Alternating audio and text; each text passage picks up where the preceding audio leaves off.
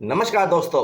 प्रधानमंत्री नरेंद्र मोदी जी अगले साल भी लाल किले से तिरंगा फहराने का ऐलान कर चुके हैं। वैसे सपने देखना कोई गुनाह नहीं है, इसलिए अगर अपने प्रधानमंत्री जी ऐसा करते हैं तो यह उनका हक है कि वे खूब सपने देखें। लेकिन विपक्षी एकता के नाम पर जो महागठबंधन इंडिया के नाम से अधिकांश विपक्षी दलों ने बनाया है, वह भाजपा गठबंधन को दिन में ही तारे दिखाता नजर आ रहा है।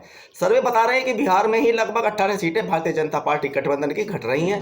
दिल्ली में पिछली बार 7 सीटें जीतने वाली भाजपा इस बार 2-3 सीटों तक ही सिमटती दिखाई दे रही है। पश्चिम बंगाल में तो दीदी ममता बनर्जी ने पहले से ही उनका रास्ता बंद कर रखा है। वहीं उड़ीसा में बीजू जनता दल के नवीन पटनायक उनको नाकू चने चबा रहे हैं। हरियाणा, मध्य प्रदेश, राजस्थान में कांग्रेस भाजपा से नेक टू नेक टक्कर ले रही है।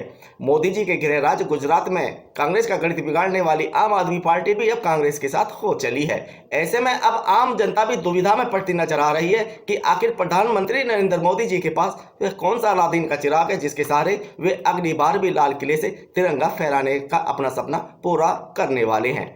वैसे आपको बता दूं कि पिछले लोकसभा चुनाव में 10 राज्य ऐसे थे जहां भाजपा ने अपने विरोधियों का पूरी तरह पत्ता साफ कर दिया था। इन राज्यों में हरियाणा, गुजरात, दिल्ली, राजस्थान, हिमाचल प्रदेश, उत्तराखंड, चंडीगढ़, अरुणाचल प्रदेश, दमन-दीव, त्रिपुरा शामिल थे। लेकिन 5 सालों में यहां कांग्रेस मजबूती से खड़ी हो चुकी है। इंडिया गठबंधन के साथ तो वह और भी मजबूत हो चली है। पिछले लोकसभा चुनाव में 40 में से 39 सीटें जीतने वाली भारतीय जनता पार्टी गठबंधन के लिए बिहार भी अब सेफ नहीं रहा है। इस बार लालू प्रसाद यादव से नीतीश कुमार का हाथ मिलाना भारतीय जनता पार्टी को भारी पड़ता दिखाई दे रहा है। विभिन्न एजेंसियों और न्यूज चैनलों की ओर से किए गए सर्वे यदि सटीक बैठते हैं तो इस बार भारतीय जनता पार्टी को बिहार में 1 दर्जन से ज्यादा सीटों से हाथ धोना पड़ेगा। लगता है कि लालू प्रसाद यादव से नीतीश कुमार का हाथ मिलाना भारतीय जनता पार्टी को भारी पड़ रहा है। विभिन्न एजेंसियों और न्यूज चैनलों की ओर से किए गए सर्वे ने जहां इंडिया गठबंधन को झूमने पर मजबूर कर दिया है, वहीं भाजपाइयों को यह बात हजम नहीं हो रही है। कई भाजपाइयों ने तो इन सर्वे पर सवालिया निशान भी लगाने शुरू कर दिए हैं। सीएनएक्स और इंडिया टीवी के सर्वे की माने तो बिहार में भाजपा गठबंधन 24 सीटें और इंडिया गठबंधन 16 सीटों पर जीत हासिल कर सकता है। यदि ऐसा होता है तो भाजपा गठबंधन को पिछली बार के मुकाबले बिहार में 15 सीटें कम मिलने जा रही हैं। जी हाँ, सही सुना आपने। भाजपा गठबंधन को बिहार से ही लगभग 15 सीटों का नुकसान होने जा रहा है। लेकिन दोस्तों, बिहार की राजनीति में बदलाव के जो संकेत मिल रहे हैं ना, उसका श्रेय तो लालू और नीतीश की जोड़ी को ही जाता है।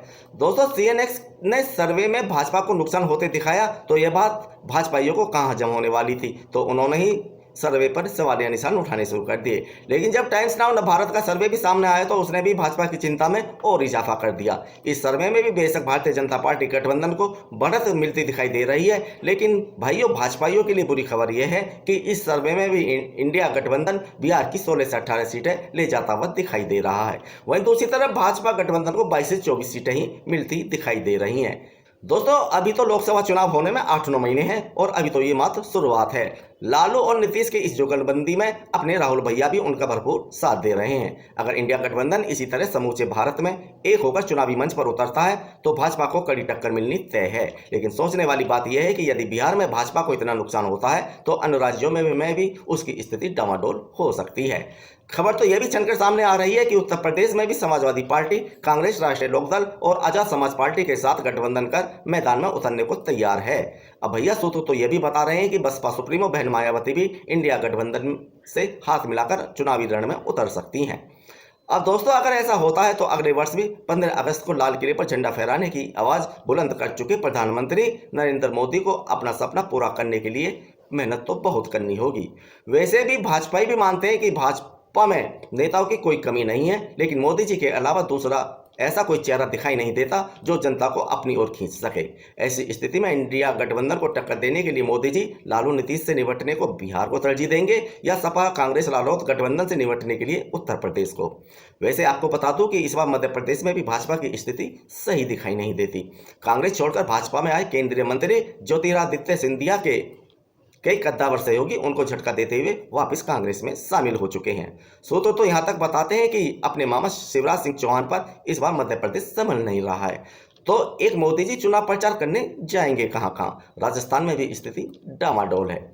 लगता तो यही है कि दिल्ली वालों की दिल्ली भी इस बार भाजपाइयों का दिल तोड़ने को तैयार बैठी है।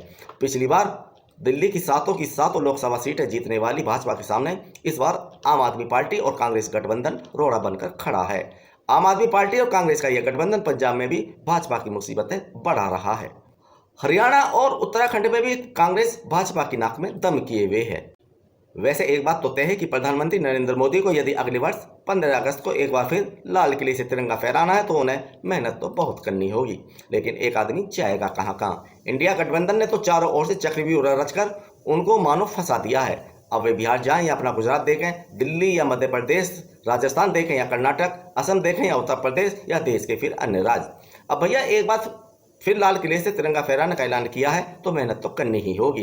इज्जत का सवाल है भाई, अब तो बात इज्जत पर भी आ गई है, वरना अगर नतीजों में उलटफेर हो गया तो फजीयत बहुत होगी।